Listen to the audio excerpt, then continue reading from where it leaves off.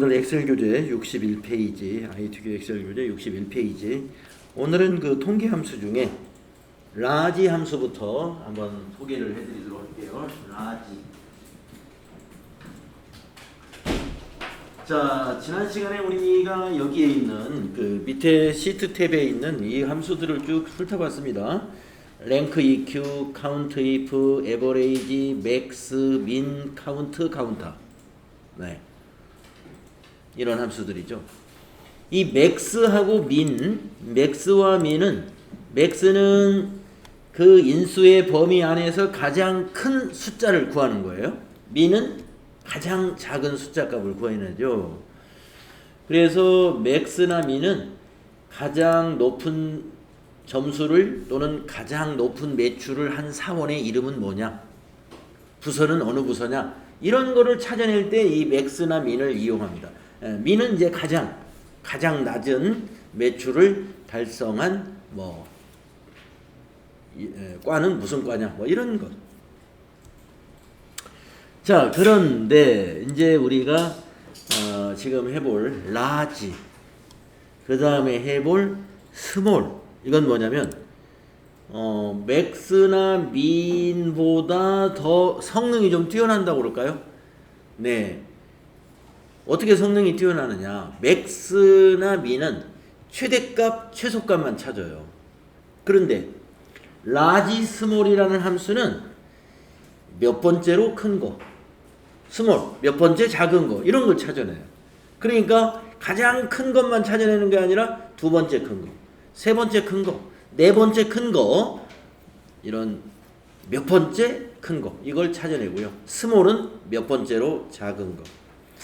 그러니까 어떻게 되겠어요? 그 함수의 그 괄호 속에 들어가는 인수가 기본적으로 두 가지가 필요하겠죠. 예, 첫째는 범위가 한번 들어갈 것이고, 두 번째는 몇 번째다라는 걸 알려줘야 될 거다, 이겁니다. 네, 그래서 여러분들이 이제 벌써 지난 시간에 몇 가지 함수를 써보면서 이 함수의 형식에 대해서 이제 상당히 익숙해졌습니다. 어느새. 그래서 함수의 형식은 여러분 알다시피 맨 앞에 무조건 는, 니콜이 들어가죠. 그 다음에 함수 이름이 들어가죠. 그리고 무조건 괄호가 열려야 돼요. 함수 이름 다음에. 그리고 나서 인수를 넣는데, 어떤 함수는 인수가 하나, 어떤 함수는 인수가 세 가지, 어떤 함수는 인수가 두 가지, 이렇게 다양합니다. 자, 그래서 라지 함수는 인수가 두 개가 들어가는 함수예요. 자, 여러분 책을 한번 보십시오. 기능을 보시면 지정한 셀 범위에서, 그러면 셀 범위가 한번 들어갈 것이고, 입력한 숫자 번째로 큰 값을 구하는 함수. 네, 입력한 숫자 1 하면은 첫 번째, 2 하면 두 번째, 요 얘기입니다. 그래서 그 형식을 보시면 니콜 라지 가로 열고 셀 범위 콤마 몇 번째로 큰 값을 구할 것이냐, 숫자를 줘라, 그런 얘기입니다. 자, 그러면은 한번 여기 문제 한번 요거 풀어봅시다. 잠깐만요. 화면 확대.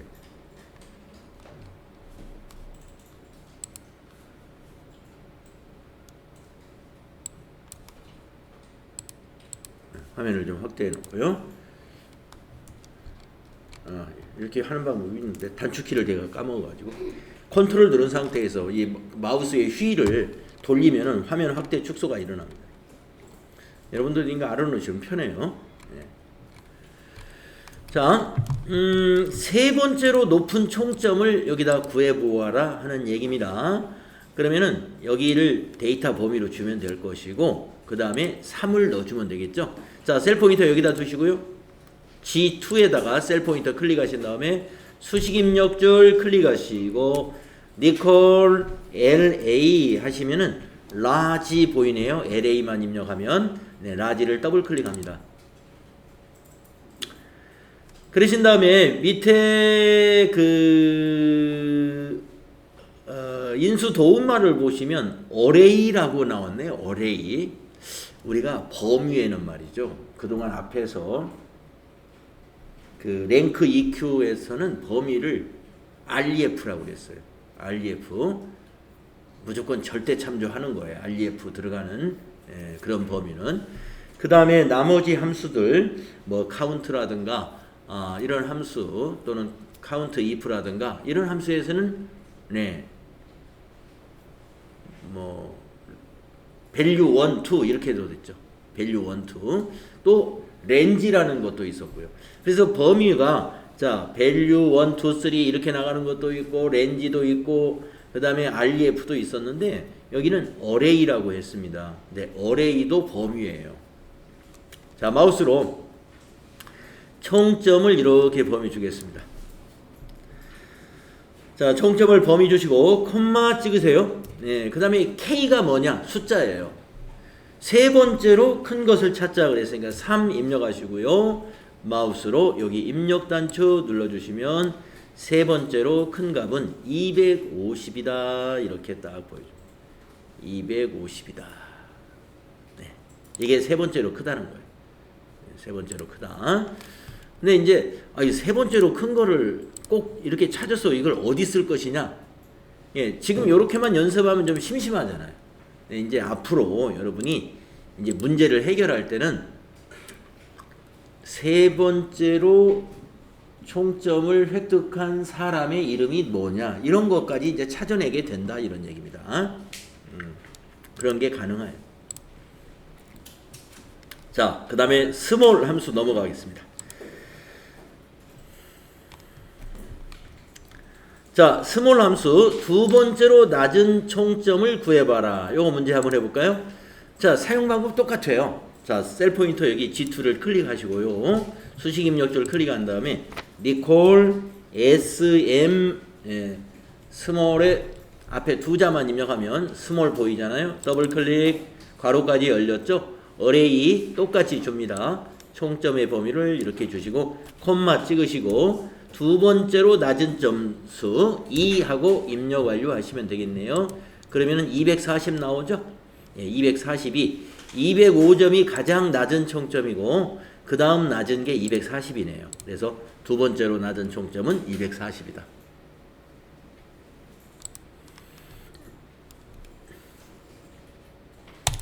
자, 그 다음에 통계함수 마지막 거 같은데요. 예, 메디안이라는 함수가 있네요.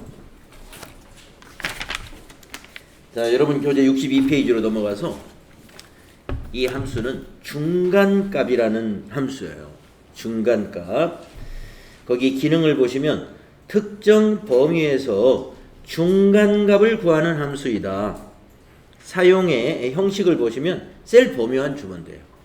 중간값이라는 건 뭐냐면 숫자를 크기 순서대로 이렇게 나열을 해요. 차례대로 세워가지고 딱 가운데에 오는 값. 그걸 중간값이라고. 평균하고는 달라요. 평균은 합을 구한 다음에 숫자의 개수로 나누는 게 평균이고요. 이거는 중간값입니다. 한번 구해볼까요? 김대한의 국어 점수, 영어 점수, 수학 점수, 과제물 점수가 85, 75, 80, 80이에요. 자, 그러면 김대한의 요 4개 점수의 중간값이 얼마인지를 여기다 구해보자. 자, 셀포인트 여기다 두시고 F2에다 두시고 수식 입력줄을 클릭하신 다음에 recall M2 하면은 M2 하면 메디안 하나밖에 안 보이죠. 네, 주어진 수들의 중간값을 구합니다. 여기 이 함수가 어떤 용도인지 설명까지 나오네요. 자, 메디안 더블 클릭하시고 넘버 1, 넘버 2. 네, 범위예요. 넘버 1, 넘버 2도 범위죠. 마우스로 이렇게. 자, 국어 점수부터 과제물 점수까지 B2부터 E2를 주셨어요. 입력 완료하시면 중간값은 80이 중간값이다 하는 얘기입니다. 자, 제일 큰 게 85죠. 그 다음 80이죠. 그 다음 제일 작은 게 75죠. 그러니까 중간에 오는 게 80이죠. 네, 여기 채우기 핸들을 더블 클릭하셔가지고 밑으로 복사시켜 보세요. 네, 이민국 72.5, 홍길동 85 이렇게 중간값을 구했습니다.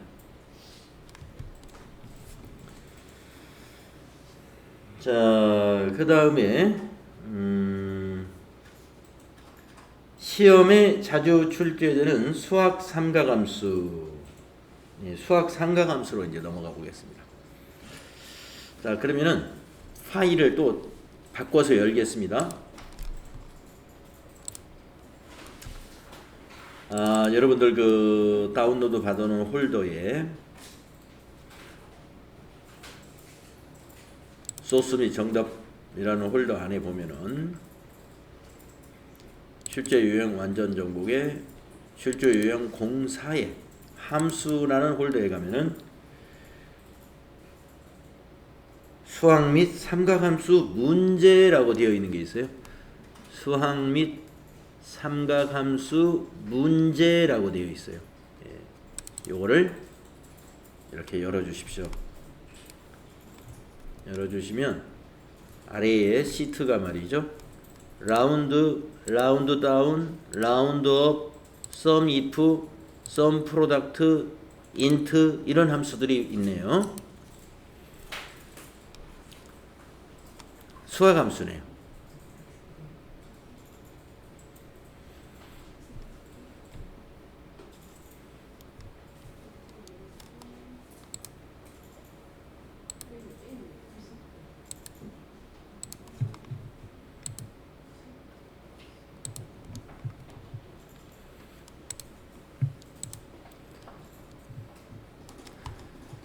그래가지고 라운드 함수에서 이 세 개를 같이 연습을 하겠습니다. 요 라운드 함수 안에서 이거 세 가지를 같이 연습을 하겠어요.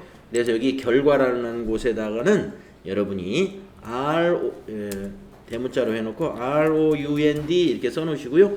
옆으로 가면서 ROUND UP 또 옆으로 가세요. ROUND DOWN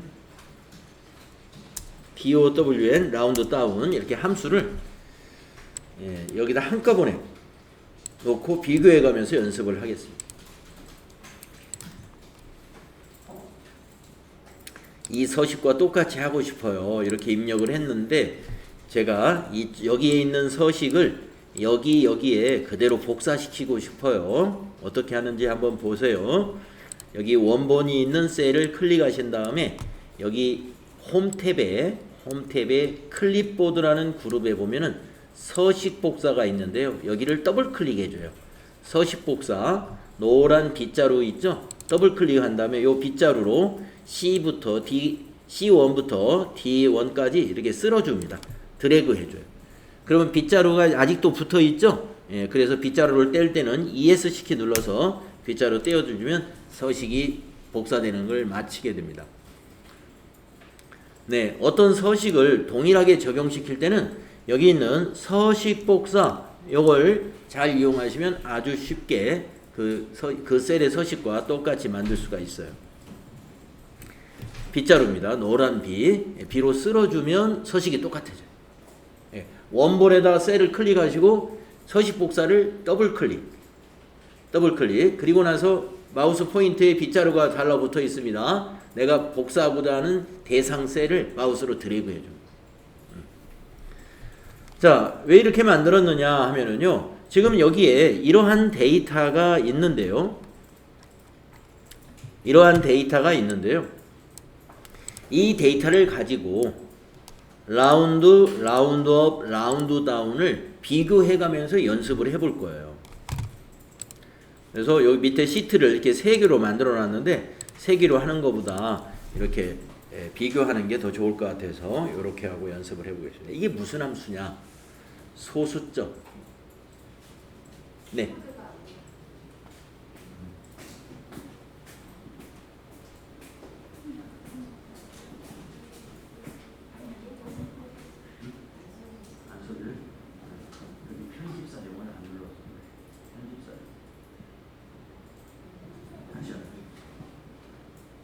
여러분 입력이 안 되시는 분은 편집 사용을 안 눌렀기 때문에 그렇습니다.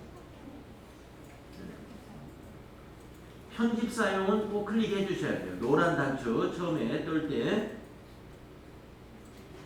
그건 닫고요. 편집 사용 네, 여기는 그냥 닫으셔도 됩니다. 네, 또 문제가 되는 자리 또 있나요?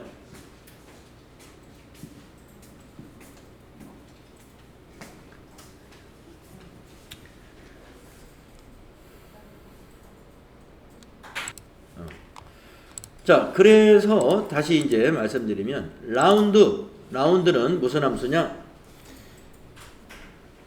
자릿수를 정리하는 이 세 가지가 다 자릿수 정리하는 함수예요. 그런데 라운드는 반올림. 라운드 업 그냥 올림. 라운드 다운 버림. 그러니까 우리가 어떤 자릿수를 정리하려면은요, 그 자릿수 정리의 기준이 이 세 가지 기준 중에 하나입니다. 반올림을 하든지 올림을 하든지 버리든지. 그래서 여러분 알다시피 만약에 소수 둘째 자리까지 반올림 하시오 하는 말은 뭐예요? 셋째 자리에서 5 이상이면 올리고 5 미만이면 버리는 게 반올림이죠. 셋째 자리가. 그러면 올림은 뭡니까? 올림은 만약에 소수 둘째 자리로 올림하시오. 그러면은 소수 셋째 자리가 0이 아닌 이상 다 올리는 거예요. 0이면 안 올려요. 0보다 크면 다 올려주는 게 올림이고. 버림은 뭐냐 하면은 소수 둘째 자리에서 버림하시오 라고 문제를 내면 셋째 자리가 9가 되더라도 다 버리는 거예요. 소수 둘째 자리만 남기고. 그래서 우리가 어떤 수학적인 통계 처리를 할 때 자릿수를 정리할 때가 있는데 그 자릿수 정리 기준을 시험 문제에서 딱 준단 말이에요. 어떻게 하시오? 이렇게 주는데 문제는 없어요. 어떤 함수를 쓰느냐 하는 것은 제가 첫 시간에도 말씀드린 거, 함수 첫 시간에도 말씀드린 것 같은데 ITQ 엑셀 시험은 너무 쉽습니다. 왜냐? 라운드를 쓰시오, 라운드 업을 쓰시오 이렇게 함수를 딱 지정해 주기 때문에 그거 그냥 쓰면 돼요. 예, 다만 라운드 업을 쓰라고는 했는데 자릿수는 뭐 소수 둘째 자리라든가 소수 셋째 자리라든가 이렇게 문제를 낼 거예요. 그러니까 사용하는 요령만 아시면 돼요. 아시겠죠? 자, 그래서 요 세 가지의 용도. 라운드, 반올림, 라운드업, 올림, 라운드 다운은 버림이다. 자, 그러면 맨 첫 번째 거에서 뭘 연습할 거냐면 지금 말씀드린 요거는 전부 다 뒤에가 6, 7, 8, 9네. 그러면은 좋아요. 그러면은 맨 처음에 소수 둘째 자리로 반올림, 올림, 버림을 한번 연습해 보겠습니다. 자, 그러면 결과가 라운드와 라운드업은 똑같은 결과가 나올 거예요. 왜냐하면 세 번째 자리가 8이니까 반올림이든 올림이든 같습니다. 그런데 라운드 다운만 결과가 다를 거예요. 한번 해보겠습니다. 자, 여기 라운드 B2 셀을 클릭하신 다음에 수식 입력줄 클릭하시고 니콜 입력하신 다음에 ROU 하면은요, 네, 라운드 다운, 라운드 업이 세 개가 쭈르륵 보입니다. 자, 라운드를 더블 클릭하시고요. 자, 인수 도움말 보세요. 괄호가 열리면서 넘버는 범위예요. 범위. 자, 그러면 마우스로 넘버, 여기 데이터가 있는 위치가 범위가 되겠습니다. 여기를 클릭해 주세요. A2.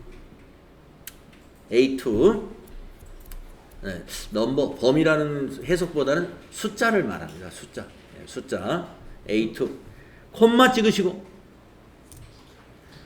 거기 도움말이 뭐냐면 넘버 디지트 자릿수. 숫자의 자릿수.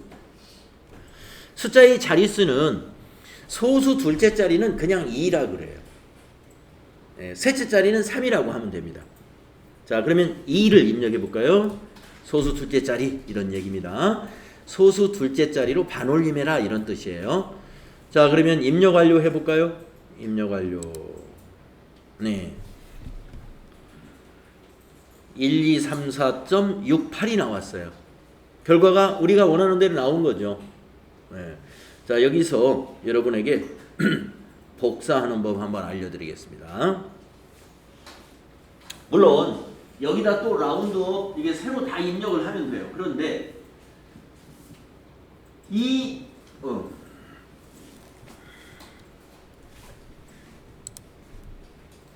뒤에 있는 인수는 똑같고 요 함수만 바꾸면 된단 말이에요. 그런데 이 수식을 옆으로 이렇게 복사하게 되면 어떤 결과가 나오느냐? 이 A2가 변수이기 때문에 인수가 이게 상대 참조잖아요. A2가 여기로 복사하면 B2가 돼버려요. 그 다음에 여기 D로 복사하게 되면 여기가 C2가 되게 돼요. 상대 참조는 복사되는 위치에 만큼 그 이동되는 위치만큼 상대적으로 바뀌게 되는 거예요. 그런데 뒤에 있는 2라는 것은 상수예요. 상수. 절대로 안 변해요. 어디로 복사하든 간에. 자, 그래서 우리는 어떤 조치만 하면 되느냐?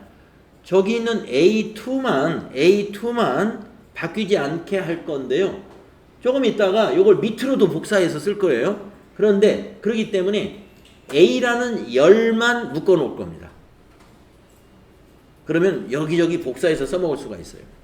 자, A라는 열만 묶는 수정을 해보겠습니다. 자, 셀 포인터 여기다 두시고요. 여러분 마우스로 이 A2라고 하는 요 셀을 여기 수식 입력줄에 A2라고 입력된 곳 그 위치를 그냥 클릭하세요.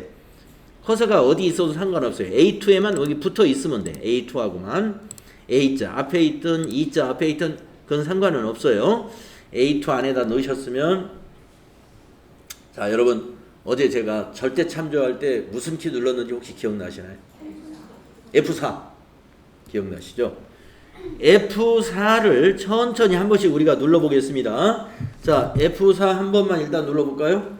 그러면 A 앞에도 달러, E 앞에도 달러. 이것을 우리는 절대 참조라고 한다고 어제 알려드렸습니다. F4를 한 번 더 눌러보세요. 자, 어디에 달러가 붙었냐면은 E 앞에, 즉 행번호 앞에만 달러가 붙고 열번호 앞에는 달러가 떨어졌습니다. 이것은 혼합 참조인데 행을 고정하고 열은 변수로 남겨요. 예, 그런 혼합이에요. 그러니까 하나는 상대 참조, 하나는 절대 참조인 거죠. 그러니까 열은 상대 참조이고 행은 절대 참조인 거예요. 이런 것을 우리는 혼합 참조라고 그래요. 자, 우리가 원했던 건 이런 모형이 아니에요. 그래서 한 번 더 F4를 누릅니다. 자, 그러면은 A자 앞에 달러가 붙고 E자 앞에는 없어졌어요. 이것도 혼합 참조입니다. A라는 열은 절대 참조 형식으로 묶었고 E는 상대 참조예요. 즉 행번호는 상대 참조. 제가 원했던 게 이 스타일이에요. 그래서 그대로 이제 고쳐졌으니까 요 입력 완료를 누르겠습니다. 그러면 이제 고쳐졌어요. 이 수식이. 자, 이렇게 여러분 F4를 가지고요. 한번 누를 때마다 셀 참조 형식이 절대 참조, 혼합 참조, 혼합 참조, 또 누르면 상대 참조. 이렇게 순서대로 바뀝니다. 계속 바뀌어요. 네. 그래서 우리가 이제 컴퓨터 활용 능력 2급 또는 1급 필기시험이 스프레드시트 활용에 대한 필기시험이 나오는데 뭘 내겠어요? 지금 우리가 해보는 이런 엑셀 사용 방법을 가지고 문제를 내는 거예요. 어느 셀을 클릭해서 F4를 반복적으로 눌렀을 때 어떻게 변하느냐. 보기 1 절대 참조, 혼합 참조, 혼합 참조, 상대 참조. 그게 답이에요. 근데 보기 2 절대 참조, 상대 참조, 혼합 참조, 혼합 참조. 그건 틀리고 막 이렇게 섞어 놓는 거죠. 자, 그러면은 이제 이 수식을 복사할 겁니다. 자, 여기 셀 포인터 있죠? 아니, 셀 포인터 죄송합니다. 셀 포인터가 아니라 여기 채우기 핸들이라고 그러죠. 여기 모서리에 있는 점 채우기 핸들을 오른쪽으로 이렇게 끌고 가세요. 자, 그러면은 여기 라운드업에 A2와 E는 그대로 왔습니다. 라운드업에. 그러면 여기서 라운드업으로만 고치면 되잖아요. 자, 수식 입력줄에 D자 뒤를 마우스를 클릭하시고 거기 뒤에다가 UP만 추가하세요. UP.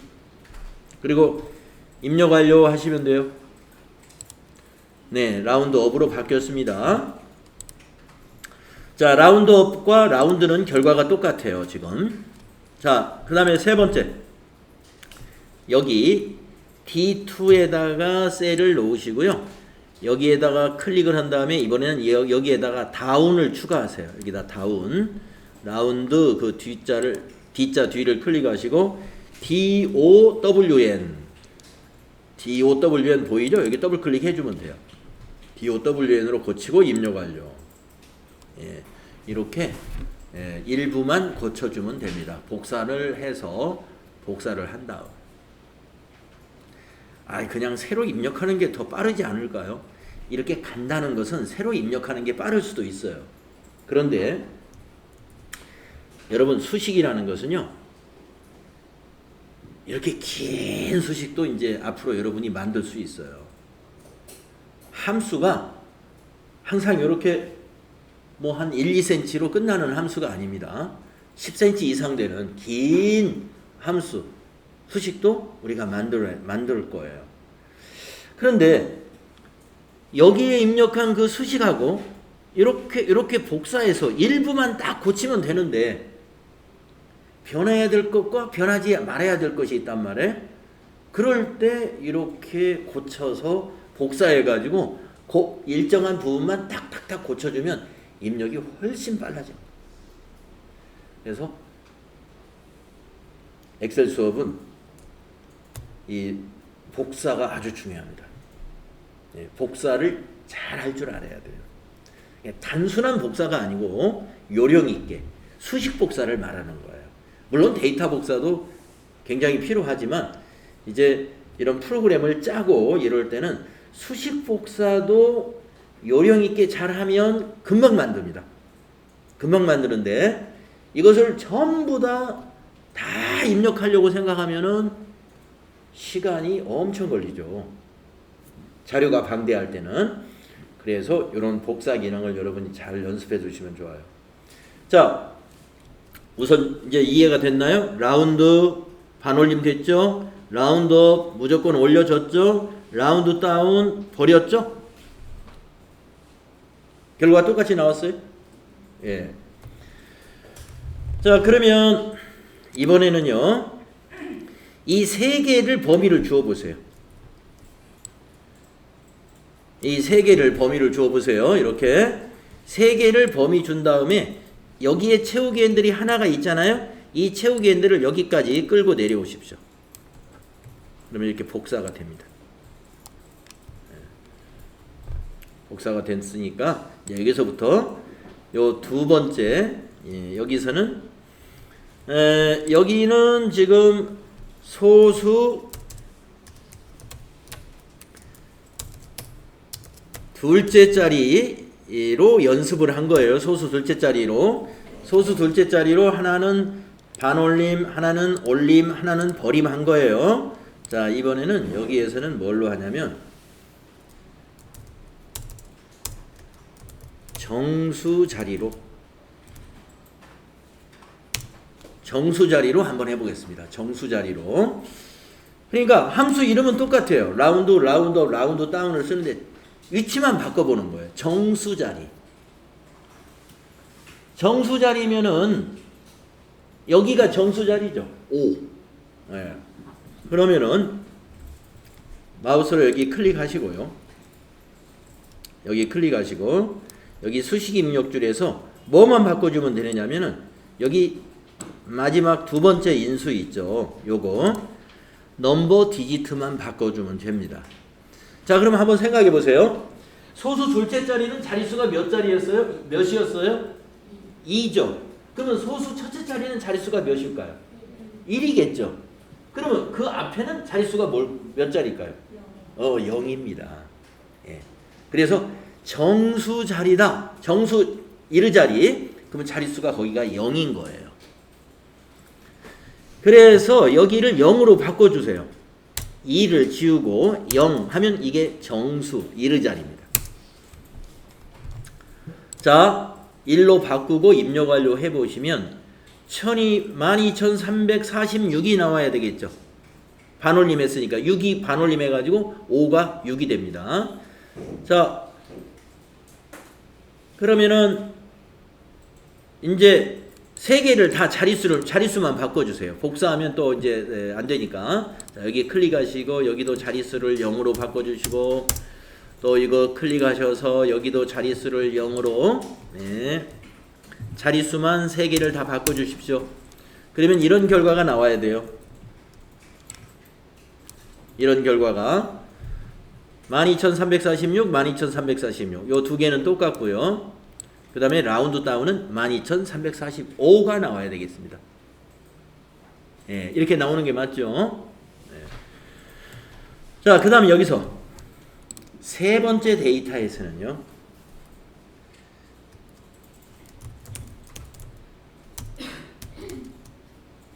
시부자리로 한번 해보겠습니다. 시부자리.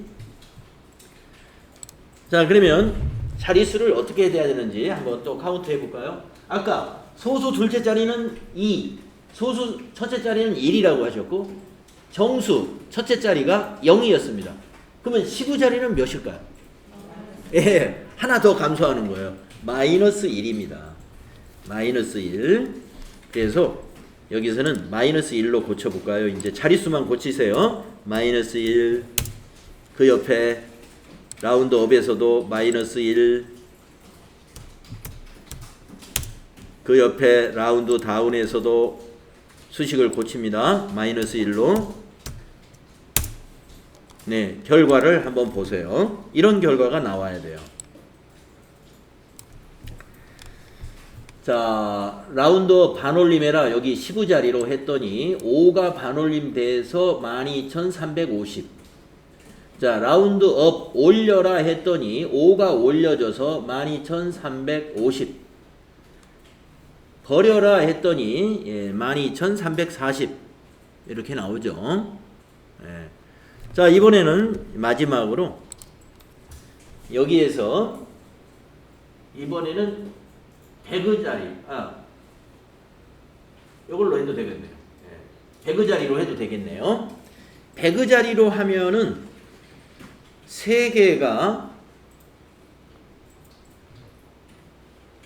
이제 조금 달라요. 라운드 업하고 라운드 다운이 같아지고 라운드만 달라집니다. 자, 이번에는 여기서 우리가 백의 자리로 한번 연습을 해볼까요? 백의 자리. 자, 셀 포인트 여기다 두시고 자릿수만 고치겠습니다. 아까 10의 자리가 마이너스 1이었으니까 백의 자리는 몇일까요? 마이너스 2. 예, 마이너스 2로 바꿔주세요. 자릿수를. 예, 여기도 마이너스 2. 그 옆에 라운드 다운도 마이너스 2로 바꿔주고 보십시오. 그리고 결과를 여러분이 보시고 자, 배그 자리로 반올림 하시오 하면은 15자리에서 반올림 할 게 없죠. 4 이하니까 버려서 12,300. 라운드업은 올림하시오. 배그 자리로 올림하시오. 자, 4가 그냥 올라가는 거예요. 그래서 12,400. 라운드 다운 배그 자리에서 버려라 이런 얘기예요. 배그 자리 미만은 버리는 거예요. 그래서 12,300. 그래서 라운드와 여기서는 라운드 다운이 같아져요. 결과가. 그러니까 시험에서는 배그 자리로 반올림하시오, 배그 자리로 올림하시오, 또는 배그 자리 미만을 버리시오 이렇게 문제를 낸단 말입니다. 그러면서 함수까지 알려줘요. 사용할 함수 해가지고 어떤 함수를 써라. 그러면 여러분이 이렇게 수식을 만들어서 거기에 답을 찾아내시면 돼요. 그래서 라운드업, 라운드 다운은 한 세트로 여러분이 이해를 하셔야 됩니다. 자릿수 정리하는 함수예요. 자릿수를 정리한다. 그러면 이렇게 이제 질문을 할 수가 있습니다. 앞에 시간에서 우리가 몇 번 이 홈탭에 이 표시 형식이라는 그룹에서 여기에 보면 자릿수 줄임도 있고 늘림인가요? 예, 이렇게 있었단 말이에요. 예, 자릿수 줄임이나 늘림이 이것하고 이 함수가 같은 것인가 이렇게 예, 질문할 수가 있는데 같은 것일까요? 다를까요? 다릅니다. 다릅니다. 왜 다르냐 하면은요, 이 함수를 써가지고 소수를 정리하지 않습니까? 지금 여기 소수 둘째 자리로 여기서 보면 소수 둘째 자리로 지금 우리가 반올림 시킨 거잖아요. 그러면 제가 여기서 여기 이 결과에다가 자릿수를 늘려 볼게요. 그러면 여기 6, 7, 8, 9가 나와야 되느냐? 안 나와요. 자, 여기다 놓고 자릿수 늘림, 예, 자릿수를 3개 더 늘려봤지만 원래 데이터인 6, 7, 8, 9는 나타나지 않습니다. 반올림 하고 나서 그 나머지 원래의 데이터는 다 잊어버려요. 그러니까 함수를 써서 자릿수 정리한 것과 자 그러면은 자릿수를 또 줄여서 이것과 자 여기다 원래 데이터에다 놓고 자릿수를 한번 줄여볼게요. 이 원래 데이터와 이것은 같지 않다. 절대로. 예. 보기에는 똑같아요. 12345.68 뒤에도 그 옆에도 12345.68 보기에는 같지만 다릅니다. 왜 다르냐? 이 데이터는 보는 형식을 바꾼 거예요. 보는 형식을 둘째 자리로 보겠다라고 하는 거예요. 다시 늘려주면 뒤에 숨어있던 데이터가 다 보입니다. 늘려주면 그러니까 보이는 형식만 그렇게 한 거고 실제로 이 데이터를 가지고 더하거나 곱하거나 나누거나 계산을 할 때는 뒤에 숨어있는 숫자 소수 셋째 자리 이하의 숫자가 다 계산에 반영이 된다. 이런 말씀이죠. 그런데 라운드업, 라운드 다운과 같은 이런 수학 함수를 이용해서 자릿수를 정리를 하게 되면 그 정리한 이후에 이 데이터는 나중에 자릿수를 늘리더라도 보다시피 없다 이거예요. 그러니까 이거는 이미 다 새로운 숫자예요. 이 숫자하고 이 숫자는 서로 다른 숫자예요. 같지 않다. 네, 이렇게 알고 계셔야 돼요. 그래서 여러분이 정확한 자료를 정리할 때는 여기 있는 자릿수 늘림 줄임 가지고 대충 정리하면 안 돼요. 예, 작성 기준이 어떻게 되느냐, 소수 자릿수 정리하는 기준이 어떻게 되는가를 분명하게 명시하고 이렇게 라운드라 라운드업 라운드 다운으로 깔끔하게 정리를 해 주어야 그 숫자를 가지고 전체 합계나 평균 또는 통계를 구할 때 오류 값을 내지 않습니다. 자, 그러면 이제 세 가지 알았습니다. 요거 ITQ 시험에서는 안 나온 적이 없어요. 요 세 개 중에 하나는 반드시 나옵니다. 꼭 출제될 거라고 보시면 돼요. 자, 그러면은 이번에는 63페이지로 넘어가서 sum if sum if 이거 아주 대단한 함수인데요. sum if가 sum if 시트로 한번 가볼까요? 자, sum if를 이해하기 전에 여기 sum 함수를 먼저 한번 이해해 보겠습니다. 여기 지금 F2 셀에는 김대한 학생의 총점이 계산이 되어 있는데 이 총점이 어떻게 계산되었는지 수식 입력줄을 보시게 되면은 sum이라는 함수를 사용했어요. 여러분 sum이라는 함수는요 덧셈 함수입니다. 우리 교재의 그 함수를 소개하는 첫 번째 페이지에서 sum을 가지고 소개를 했어요. 함수의 구조 해가지고 너무나 유명한 함수예요. 이 sum 함수는 제가 한번 sum 함수를 가지고 여기 총점을 다시 한번 구해보겠습니다. 자, 이걸 범위 줘가지고 딜리트 지워버렸어요. 지워버리고 저는 이 sum 함수를 여기 학생이 만약에 지금 5명이에요. 5명의 총점을 sum 함수 마우스 한 번 눌러가지고 sum 함수를 다 입력할 거예요. 그만큼 sum이라는 함수는 널리 쓰입니다.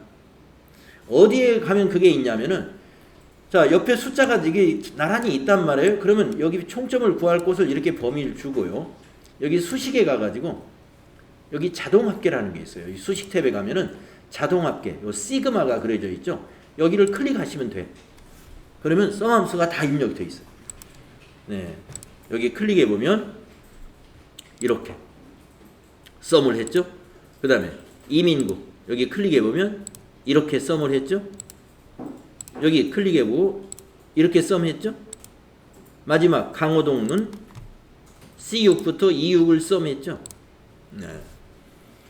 썸 함수는 수동으로도 입력을 할 수 있습니다만은 대개 어떤 썸이라는 것은 데이터를 쭉 나열했으면 오른쪽 끝에 합계를 구한다든가 또 데이터를 세로 방향으로 쭉 입력을 했으면 그 다음에 밑에다가 합계를 구한다든가 대개 표가 그렇게 만들어지지 않겠어요? 숫자를 쭉 입력했으면 먼저 합계부터 냅니다. 그래서 이 sum 함수 대개 이제 자동으로 이 덧셈 함수를 쉽게 입력할 수 있도록 이렇게 도구를 만들어 놨어요. 그래서 sum을 이용할 때는 이렇게 입력할 때가 많을 거예요. 자, sum 함수가 일단 알아야 되고 그러면 sum은 덧셈인데 여기 함수 이름이 sumif란 말이에요. sumif. 우리가 어제 말입니다. 앞 시간에서 countif를 해봤네요. countif. 우리 교재 59페이지에서 두 번째로 해봤네요. 예. 그때 이미 if라는 거 여러분이 경험을 하셨어요. 수학 점수에서 90 이상인 셀이 몇 명이냐, 90 이상인 것이 몇 개냐를 구했습니다. 그거하고 똑같아요. 카운트 if는 90 이상인 것을 개수를 세워줬잖아요. 썸 if는 뭐겠어요? 덧셈을 해줍니다. 근데 문제가 어떻게 나왔냐면 고학년 학생의 총점에 덧셈을 해라. 총점의 합계니까 덧셈 아니에요? 그러면 여기가 지금 총점이고 고학년, 저학년은 여기에 나와 있어요. 고학년 하면은 이 학생이 지금 고학년이란 말이에요. 그러면 어떻게 되냐면 이 sum if는 덧셈을 할 범위도 한번 줘야 될 것 같고 조건을 검색할 범위도 한번 줘야 될 것 같고 그 다음에 조건이 뭐냐면 고학년이란 말이에요. 조건도 한번 줘야 될 것 같고 기본적으로 3가지 인수가 필요하겠구나. 그러지 않겠습니까? 고학년 학생의 총점을 구하자. 그러면 총점이 있는 위치가 있을 거고 또 고학년인지 저학년인지 구분할 수 있는 조건을 검색할 범위가 있어야 될 것이고 그 다음에 마지막으로 조건, 고학년, 저학년 뭐 우리가 어떤 상품으로 말하면 여성 자켓, 남성 바지. 그래서 이 sumif 함수는요 sum 다음으로 많이 쓰는 함수라고 볼 수가 있어요. 우리가 이제 그 회계 공부 하셨으니까 복류생비, 여비교통비, 통신비, 수도강렬비, 전력비 이와 같이 월 지출된 판매관리비를 계정 과목별로 집계할 때 여러분 현금 출납장에다 기록할 때 요거는 복리후생비, 요건 접대비, 이건 여비교통비 어느 열에다가 그 계정 과목을 입력하지 않았겠어요? 만약에 엑셀로 회계장부를 쓴다고 하면은 그러면 한 달에 쭉 지출된 날짜 순으로 장부를 쓰고 나서 나중에 월말에 이것을 과목별로 집계한다. 썸리프로 끝나는 거예요. 한 열에다가 과목만 잘 입력해 주시면. 그러니까 뭐 사업자 같으면 이게 계정 과목별이라고 하지만 어떤 모임, 사적인 모임 같은데 무슨 조기축구회라든가 무슨 산악회라든가 이런 데도 그 회계장부가 있죠. 그래서 회원들이 낸 회비, 회비 수입, 뭐 수입에서는 그렇게 항목이 많지 않지만 지출에는 항목이 많아요. 무슨 비. 그래서 우리가 수입과 지출을 보고할 때 수입이 얼마고 지출이 얼마입니다. 이렇게만 보고하는 게 아니고 수입은 회비 수입이 얼마고 찬조금이 얼마고 또 지출은 식대로 나간 게 얼마고 뭐가 얼마고 이렇게 항목을 나눠서 보고하잖아요. 그 항목별로 집계할 때 썸리프가 쓰인다 이겁니다.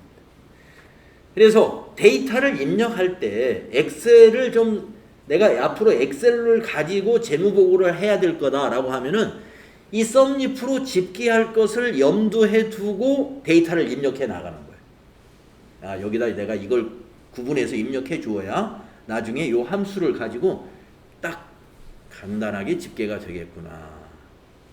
예. 썸리프 개념은요, 항목별 합계라는 거예요. 항목별 합계. 그러면 인수가 몇 개 필요하다? 3개 필요하다. 자, 책을 한번 보세요. 기능 63페이지의 썸리프 기능 주어진 조건에 만족하는 데이터를 합계를 구하는 함수다. 형식 니꼴 썸리프 가로 열고 조건에 맞는지 확인할 셀 범위 콤마 조건 콤마 합계를 구할 범위 요 3가지다 이거. 그러면 여기가 합계를 구할 범위예요. 조건을 검색할 범위는 여기에요. 조건은 이거예요. 그러니까 지금 그 순서가 조건을 검색할 범위를 맨 먼저 주고 그 다음에 두 번째 조건을 주고 세 번째 합계를 구할 범위를 준다. 이런 얘기입니다. 이 순서만 잘 헷갈리지 않고 우리가 해내면 되는 거예요. 자, 도움말이 있으니까 한번 넣어보겠습니다. 여기다 이제 구해보겠습니다. 고학년 학생의 점수만 여기다 합계를 한번 구해보도록 하죠. 마우스로 여기 F7셀을 클릭하신 다음에 수식 입력줄을 클릭하시고 셀 포인터 여기다 두세요. 그리고 수식 입력줄 클릭하세요. 니콜 SU 하면은 SUM까지 하시죠. SUM 하면은 거기 두 번째 썸리프 보이네요. 썸리프에서 더블 클릭. 네. 자, 렌지. 그 다음에 두 번째가 크리테리어, 세 번째가 썸렌지. 자, 여기 렌지가 지금 맨 세 번째가 썸렌지잖아요. 썸렌지는 여러분 덧셈할 범위구나. 그럼 앞에 있는 렌지는 뭐겠어요? 뒤에 있는 조건을 찾을 범위예요. 그래서 첫 번째 나오는 렌지는 뒤에 나오는 크리테리어가 조건입니다. 그 조건을 찾을 범위다. 이렇게 기억해 주세요. 그래서 여기를 범위 주시면 돼요. 여기서 조건을 찾아야 돼요. A2 콜론 A6가 되죠. 예, 마우스로 여기 드래그 해주시고 콤마 찍으세요. 자, 두 번째 인수가 뭐예요? 크리테리오. 이거 조건입니다. 조건은 고학년이에요. 고학년이라고 입력을 해도 되고요. 여기 고학년 입력된 데이터 중에 하나를 클릭해도 돼요. 네. 그래서 저는 고학년 여기 그냥 A2에 있는 걸 클릭해 줬습니다. A2에도 고학년 있으니까. 이렇게 하셔도 되고 직접 입력하는 방식은 고학년이 문자잖아요. 큰 따옴표 찍고 큰 따옴표 이렇게 고학년을 이렇게 타이핑을 해주는 거예요. 이렇게 해도 되고 셀 중에 고학년 입력된 곳 여기 클릭해 줘도 돼요. 여기가 고학년이니까 근데 요 A2가 바뀌어버리면 안 되지. 안 바뀐다고 내가 확증할 수 있을 때는 거기를 딱 찍어주는 거예요. 자, 콤마 찍으시고 마지막 썸렌지 덧셈할 범위라고 그랬죠. 여기 총점을 구하는 거니까 마우스로 여기를 드래그 해줘. F2부터 F6. 자, 괄호 닫는 건 입력 완료하면 자동으로 닫혀요. 괄호 닫습니다. 네, 760이다 이런 얘기죠. 한번 맞는가 보겠습니다. 여기하고 여기하고 여기를 더하면 760이다. 예, 제가 마우스로 여기 클릭하고 컨트롤 누른 상태에서 여기하고 여기를 클릭했어요. 컨트롤 누른 상태에서 클릭을 하면요, 이렇게 연속되지 않은 데이터를 이렇게 선택을 해서 범위를 줄 수가 있습니다. 이렇게 범위를 주게 되면요, 현재 범위의 평균과 합계가 밑에 여기를 우리가 상태 표시줄이라고 하는데, 엑셀의 상태 표시줄에 평균과 개수, 합계가 여기 같이 표시가 돼요. 그래서 내가 선택한 곳의 합계는 760이다 하는 것을 확인할 수가 있습니다. 여기 상태 표시줄 볼 줄 아시면 여러분 도움될 때가 많아요. 네, 고학년 학생의 총점, 뭐 아니면 저학년 학생의 총점, 이런 거 얼마든지 구할 수 있어요. 지금 이런 요령으로. 예. 그러면 이거 하나만 해보고 쉬었다 하겠습니다. 이번에는요, 여기다가 여러분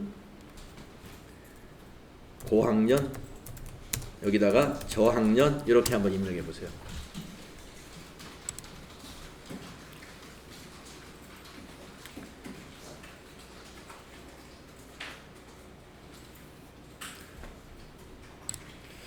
여기다가는 인원수, 여기다가는 총점 합계 이렇게 입력해 보세요. 자, 우리가 잠깐 요걸 한번 해보겠습니다. 이런 표를 만들어 가지고 우리가 대개 어떤 자료를 집계할 때 말이죠, 어떤 데이터를 쫙 넣어놓고서 어느 한쪽에다가 이렇게 집계를 구성할 때가 있어요. 수식을 복사를 잘 할 줄 알아야 된다고 그랬잖아요. 수식 복사하는 연습을 우리가 또 해보겠습니다. 자, 고학년의 인원수를 세 가지고요, 저학년까지 복사해 가지고 세는 걸 끝내겠어요. 앞에서 우리 카운트 if 배웠잖아요. 자, 셀 포인터 여기 두시고, 자, 수식 입력줄 클릭하시고 recall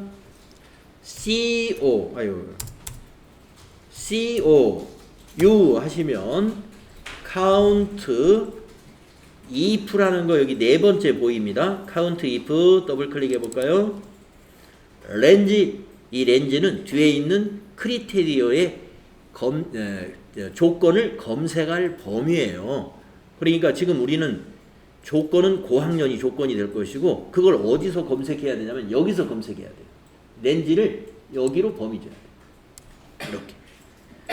자, 콤마 찍으시고, 근데 콤마 찍기 전에 이미 찍으셨으면 렌지를 다시 지우세요. 이미 콤마 찍어버리신 분은 렌지를 이렇게 지운 다음에 다시 한번 범위 주세요.